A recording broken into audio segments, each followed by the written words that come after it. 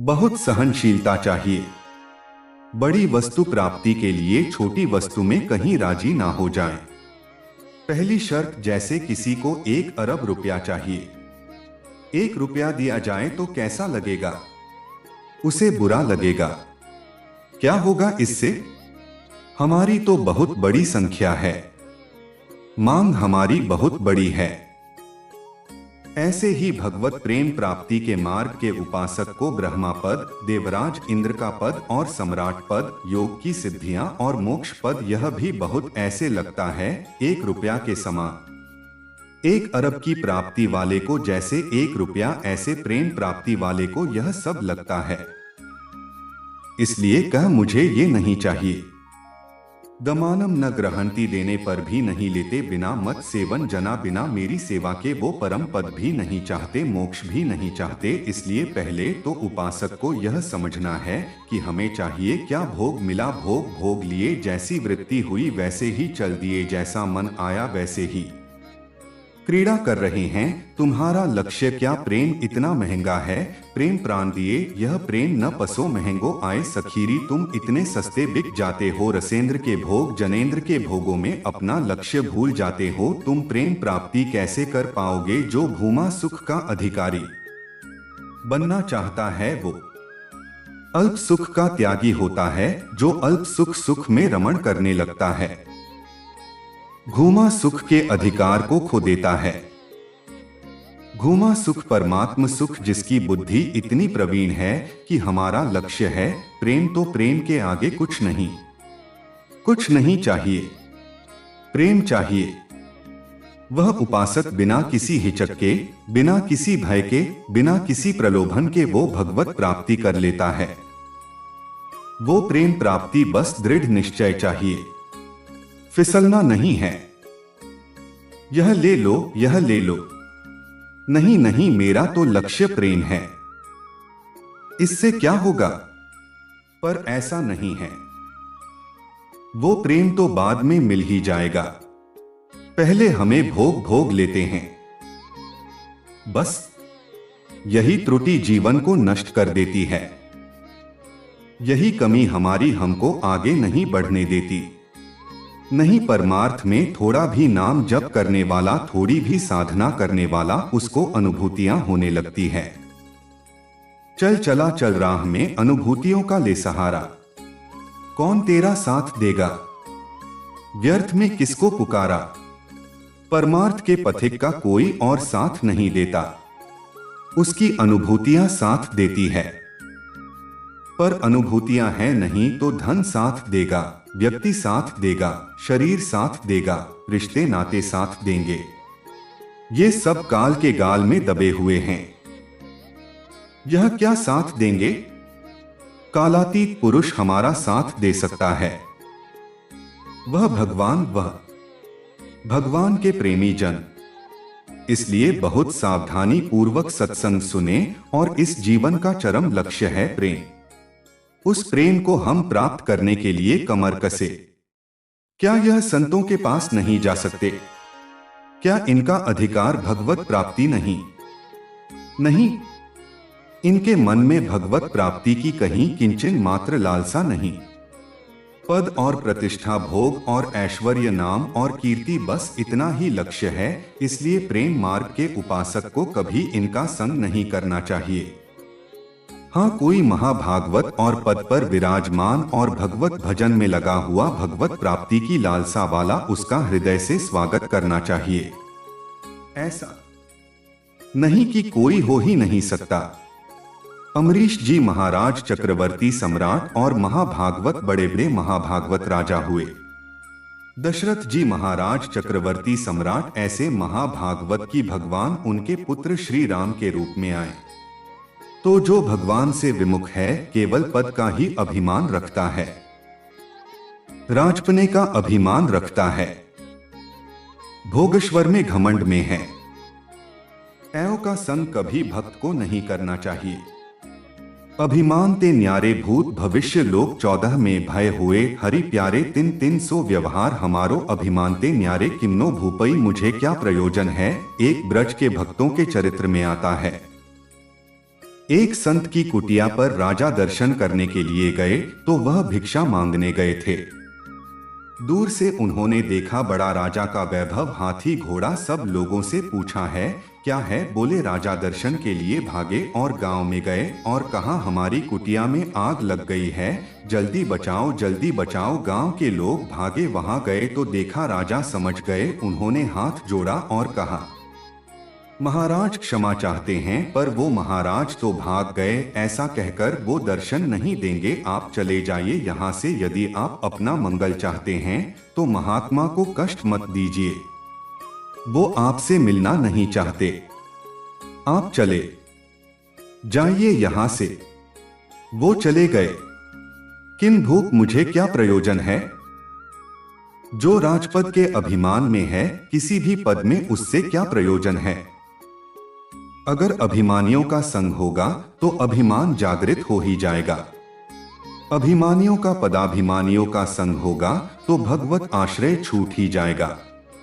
पक्का ले लो हमारा फोन नंबर, मैं तो आपकी आज्ञा पर चलूंगा।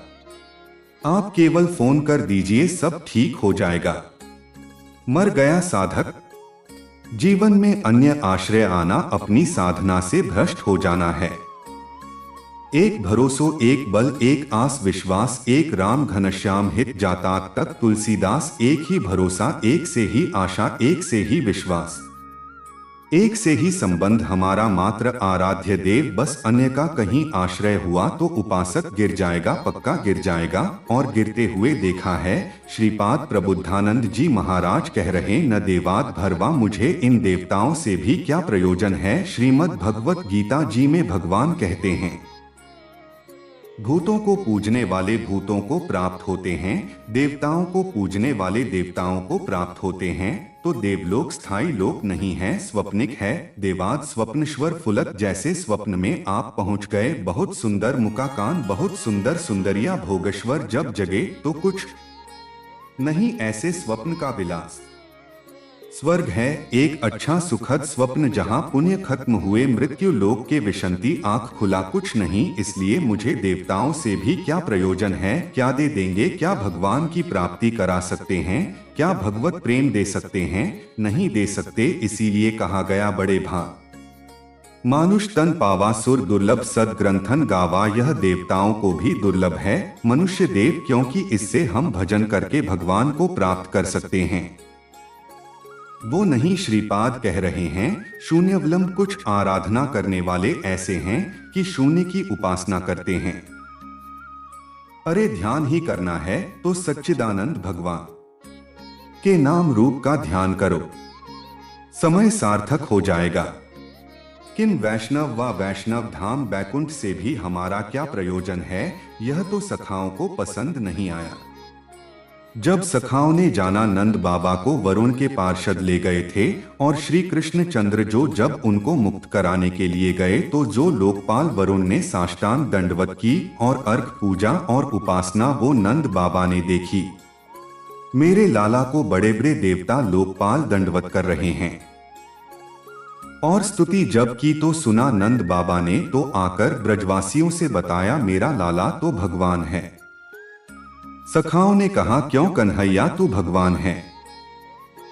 बाबा कह रहे थे तू भगवान है। तो भगवान है तो बैकुंठ दिखा। भगवान श्री कृष्ण चंद्र जो मुस्कुराए अपने भोले सखाओं की बात सुन तो यह ब्रह्माहृद है, स्नान करो इसमें फिर हम तुम्हें वैकुंठ का दर्शन कराएंगे। जी डुबकी लगाई पहुंच गए वैकुंठ। वहां भगवान के दिव्य चतुर्भुज पार्षद और दूर सिंहासन में इंद्र नीलमणि का चतुर्भुज भगवान श्री के सहित विराजमान है। लक्ष्मी जी के सहित विराजमान। वो कांप गए वैभव देखकर, पार्षदों ने रोक दिया। अरे बोले मुझे ऐसे के पास जाना ही नहीं, मेरा कन्हैया तो सिर्फ मेरा है। और एकदम व्याकुल हुए कहा नहीं चाहिए मुझे वैकुंठ। और डुबकी से बाहर हुए देखा मेरा कन्हैया मुस्कुरा रहा। बोले प्रभु चरणों में गिर गए, कहा कभी वैकुंठ मत भेजना मुझे, ऐसे वैकुंठ में नहीं जाना जहां आपसे इतनी दूरी हो, जहां ऐसा वैभव नहीं। मेरा कन्हैया जिसके साथ हम खेलते हैं तो ये तो सखा भाव की बात है, फिर ऊपर के भाव में कौन स्वीकार करेगा? ऐसे वैभव को वैकुंठ के भी वैभव को नहीं स्वीकार करना, ना श्रीमत ना किसी वैभव ऐश्वर्य सिद्धियों को स्वीकार करना, तब वृंदाकान कांत भाजाम, तब वृंदावन के एकांतिक प्रेम की प्राप्ति होती है। हे एकाकांत प्रिया प्रीतम श्यामा श्याम, तो अभी आप कह दो मुझे मोक्ष नहीं चाहिए, बैकुंठ नहीं। 00 में प्रभु को भूल जाते हो, बैकुंठ की बात करते हो, मोक्ष जानते हो किसे कहते हैं? अभी जाना ही नहीं मोक्ष किसे कहते हैं। जरा से लौकिक सुख में तो घुटने टेक देते हो, मोक्ष सुख के त्यागी कैसे हो गए? ये जो त्याग की बात है, ये उन भजनंदियों के जिनकी स्थिति में आ चुके हैं, वो चाहे तो बैकुंठ मिल जाए, चाहे तो योग की सिद्धियां मिल जाएं, चाहे तो मोक्ष मिल जाए, वो उनका त्याग किए हुए हैं। पहले मृत सुखों का तो त्याग कर दो, मृत्यु लोक के सुखों का तो त्याग करो अंदर से, तब ऊपर के सुख अपने आप तुमको दिखाई देने लगेंगे। श्रीपाद कह रहे हैं, सम सर्वेश प्रयासे दात्री द्वती प्रेम पात्र पात्री आनंदात्मा शेष सान निधात्री, श्री वृंदाव्यस्त धात्री आयास प्रयास से जो सुख मिलता है वह अल्प होता है। जो आप प्रयास करते हो उसे कर्म कहते हैं। कोई भी कर्म प्रारंभ और अंत वाला होता है, तो किसी भी कर्म का फल अनंत नहीं हो सकता। वो प्रारंभ और अंत वाला ही सुख देगा। अनंत सुख की प्राप्ति कर्मों से नहीं होती, कर्मों के त्याग से होती है। जो अपने साधन का भरोसा नहीं रखता है, इष्ट का भरोसा रखता है और खूब साधन करता है, ये दो बातें समझ में नहीं आएंगी।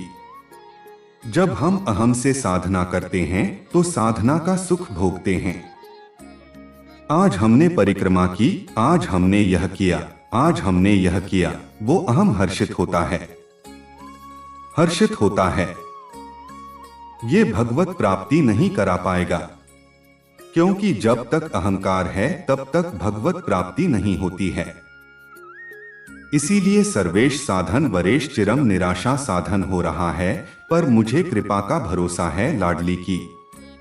यह प्राय साधक ना समझ पाने के कारण कहते हैं, जब कृपा से हो जाएगा तो साधन करने की जरूरत क्या है, तो असाधन करोगे। तो कृपा प्राप्ति के लिए मन कर्म वचन छाण चतुराई भजत कृपा कर रघुराई, मन क्रम वचन त्रिशुद्ध सकल मत हम श्री हित हरिवंश उपासी, वृंदावन में विराजमान सहचर्यों के मध्य में प्रिया प्रीतम के रात दिन सेवा भजन उपासना परिक्रमा ये सब कर रहे हैं। पर हमें भरोसा लाडली का है, अपने साधन का नहीं है। इस साधन से लाडली मिलेगी ऐसा नहीं है, नहीं, यह तो सब हो रहा है उनकी कृपा से, पर मुझे भरोसा है मेरी लाडली अपनी कृपा से मुझे मिलेगी। यह जल्दी समझ में नहीं आता, जब तक अहंकार है समझ में नहीं आएगा, आगे समझ में आ जाएगा। करते रहो, जब कृपा हो जाएगी, अहंकार गलित होगा, तब ऐसा अनुभव होगा। तो दुदकांत 2 या 3 ऐसे लोग पाए जाते हैं। भाव समझना, कह रहे हैं पूरे विश्व में यह बहुतायत अंगुलियों से नहीं गिने जाते प्रेमी जन, जिनको ना राजाओं से मतलब है ना देवताओं से मतलब है। वह स्वप्निक सुख जो स्वर्ग लोक आदि के सुख है उनसे मतलब नहीं है, जो मोक्ष से भी मतलब नहीं रखते, जो वैष्णो धाम बैकुंठ से भी मतलब नहीं रखते, वृंदावन की एकांतिक कुंज में बैठे हुए श्यामा श्याम का जस गा रहे हैं, श्यामा श्याम के लिए रुदन कर रहे हैं, जिनका आयास प्रयास से प्राप्त होने वाले सुख की कोई आकांक्षा नहीं है। ऐसे दुत्रकांत 2 या 3 सरल भाषा में समझिए जो कहो हरिवंश रस बिरलो समझनहार, 1 2 जो खोजिए पाई सब संसार, संपूर्ण संसार में 1 2 एक बार भगवान वल्लभाचार्य जी से उनके प्रिय धनी शिष्य ने कहा, आज हमारी इच्छा है कि 100 विद्वान ब्राह्मणों को भोजन कराएं। बोले, बहुत सुंदर, यदि एक 12 तिलक धारी कंठी धारी आचार्य परंपरा से युक्त वैष्णव को पवा दो तो 100 ब्राह्मणों को पवाने का फल प्राप्त हो जाएगा। ओहो, ऐसा वैष्णव के तो प्रभु हम 100 वैष्णव पवाएंगे। उनका एक अश्रु पूरित आंखों से अश्रु बह रहे हैं। शरीर पुलकित है, कंठ गदगद है और नाम में रत है। ऐसे प्रेमी महाभागवत को पवा दो तो 100 वैष्णवों के पवाने का तुम्हें फल प्राप्त होगा। तो बोले भगवान 100 प्रेमियों को पवा देते हैं। तो वल्लभाचार्य जी के आंसू आ गए। प्रेमी 100 नहीं, प्रेमी तो 1-2 ऐसे मिलते हैं। कैसे प्रेमी यहाँ शर्त है, जिनका ना राजाओं से प्रयोजन है, ना देवताओं से प्रयोजन, ना बैकुंठ से प्रयोजन, ना मोक्ष से प्रयोजन, केवल प्रिया लाल के लिए तड़प रहे गदगद सुर नैना सजल दंपति रस रहे भीम ई गति वृंदा विपिन में फिरे प्रेम तल्लीन। ऐसे प्रेमी जनों का सानिध्य और दर्शन, ये विशेष भगवान की कृपा होती है। विशेष कृपा श्रीपाद कह रहे हैं, दुखानी सुखानी। ये प्रेम प्रेम विद्य यशो जानी कीर्ति परामन्ने था अधम दुष्परिप समान व्याह महाविभूति मति सलाभ लाभान सदा पापान पुण्यस्त वृंदावन जीवन। अगर प्रेम प्राप्ति करना है तो दुखों को गले लगाना सीखो। सच्ची कहते हैं, फिर हृदय की बात कहते हैं। जब सब दुख एक साथ घेरते हैं तभी प्रेम के सहने की सामर्थ्य आती है।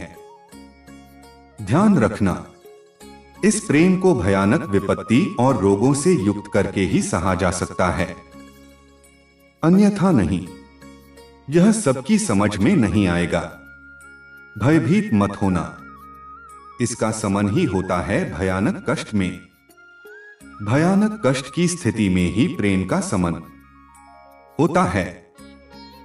वो चाहे जैसे स्वस्थ शरीर वाला हो, जहां प्रेम का प्रादुर्भाव होगा भारी बाहरी विपत्ति और आंतरिक, तभी वो प्रेम का शमन होता है। उसका पारा चढ़ता है और भगवान को अधीन कर लेता है। ये लिखा पढ़ी की बात नहीं कह रहे, हृदय की बात कह रहे हैं। वैसे भी भगवान ने युधिष्ठिर जी से कहा, जिस पर मैं परम कृपा करता हूं उसका सर्वनाश कर देता हूं। चाहिए परम कृपा, जिस पर परम कृपा करता हूं सर्वनाश कर देता हूं। यह शब्द है। क्या सर्वनाश करता हूं? धन का अपहरण कर लेता हूं, स्वजनों का अपहरण कर लेता हूं। कोई उससे बात नहीं करेगा, किसी काम का नहीं रह जाएगा। तब उसका सीधा भाव मेरे से होता है और फिर मैं उसे निहाल कर देता हूं।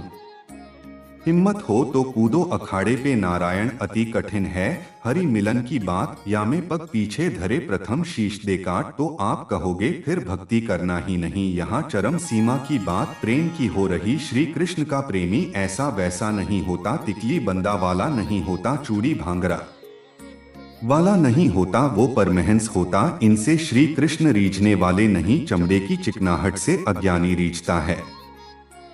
ज्ञानी नहीं, वो तो ज्ञान समुद्र है। सच्चिदानंद ये जो बहुत बुरी तरह से, अब वो तो अपने सब दर्शन होते हैं। जब सुबह मंगला में आते हैं तो सब प्रकार के भगवान के दर्शन होते हैं। विराट रूप के छोटा बड़ा मंझोला रुद्र प्रेमी सब तरह के दर्शन होते हैं उसमें जैसे। और वो जो लाला लाल, ऐसे तो बहुत बुरा लगता है। ऐसे तो धो के मुंह खड़े हो जाते तो अच्छा लगता। अरे इस शरीर को सजाने से श्री कृष्ण मिलते हैं भैया। बढ़िया यहाँ रज यमुना किनारे के मुंह में लगा के आते तो दर्शन मात्र से हृदय शीतल हो जाता है, निष्पाप हो जाते हैं।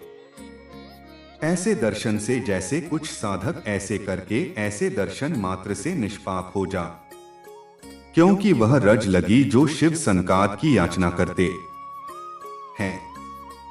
कुछ ऐसे उपासक जिनको कहते हैं कि रज लगाइए मस्तक पर भरकर, तो उनको बेइज्जती लगती है। ऐसे पतला और गोरा चिकना शरीर रख लो, इसको रखे रहना, इसकी दुर्दशा होगी।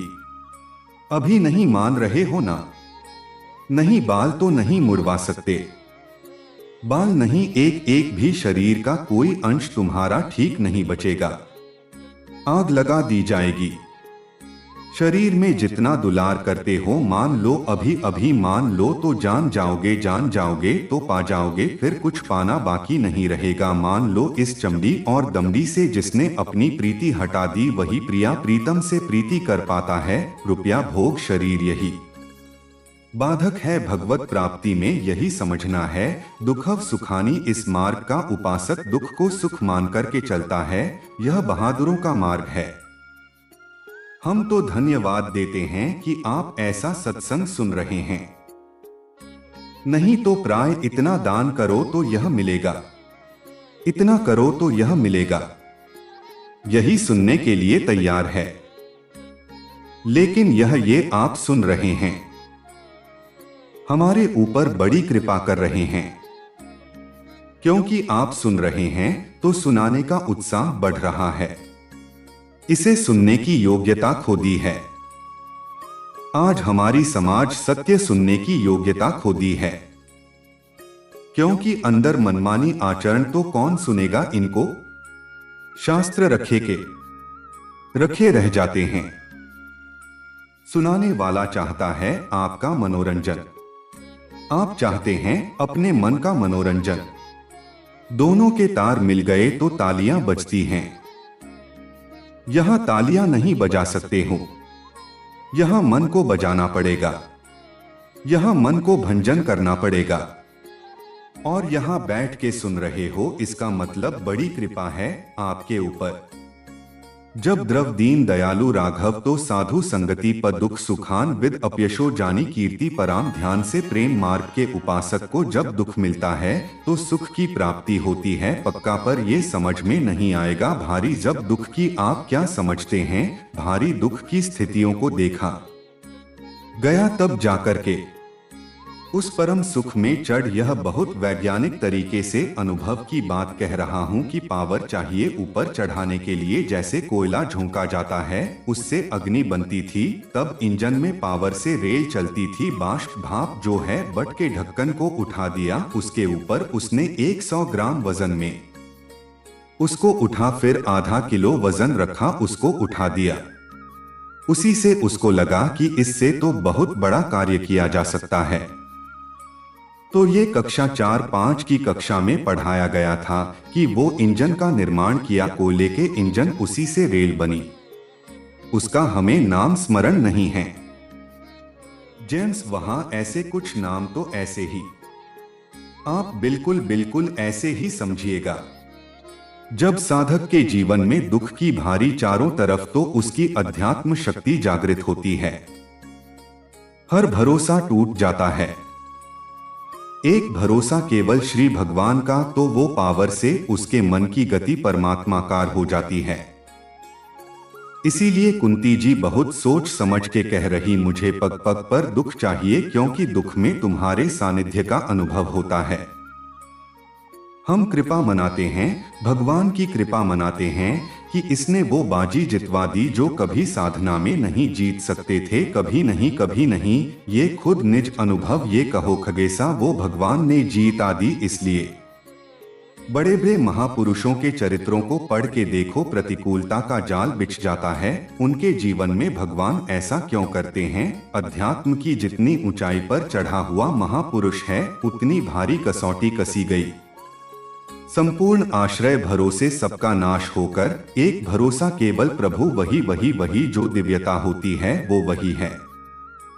पढ़ने से लिखने से साधन, यह गुण साधनते नहीं हुई, तुम्हारी कृपा पाव कोई।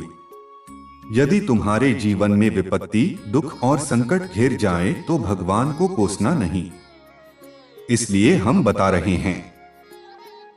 इसीलिए आगे की बात और भी ध्यान से सुनो, क्योंकि यहाँ से मार्ग और सूक्ष्म हो जाता है और साधारण बुद्धि से इसे पकड़ पाना कठिन है। जब जीवन में सब कुछ छिनता हुआ दिखे, जब हाथ में पकड़ी हुई हर डोर एक एक करके टूटने लगे, जब अपने कहे जाने वाले अपने न रहें, जब सम्मान अपमान में बदल जाए, जब साधन बोझ बन जाएं और जब शरीर भी साथ छोड़ने लगे, तब समझ लेना कि प्रभु तुम्हें गोद में लेने की तैयारी कर रहे हैं। यह क्षण बहुतों को भयावह लगता है और यहीं अधिकतर लोग पीछे हट जाते हैं, क्योंकि अहंकार यहाँ मरता है और अहंकार मरना नहीं चाहता वह तर्क देता है, शिकायत करता है, दोष खोजता है, पर प्रेम मार्ग का साधक इन सबको प्रणाम करके आगे बढ़ जाता है। वह कहता है, हे नाथ, यदि यह तुम्हारी कृपा का मार्ग है तो मुझे स्वीकार है, क्योंकि अब मुझे किसी और का सहारा नहीं चाहिए, अब मुझे किसी और की प्रतीक्षा नहीं है, अब मुझे किसी और से कुछ लेना नहीं है, अब बस तुम हो और तुम्हारा नाम है, और वही मेरे प्राणों की श्वास है। यही वह अवस्था है जहां साधक रोता भी है और उसी आंसू में हंसता भी है। बाहर से देखने वाले को वह टूटा हुआ दिखता है, पर भीतर से वह पहली बार जुड़ा हुआ होता है। वह पहली बार अपने केंद्र में आता है।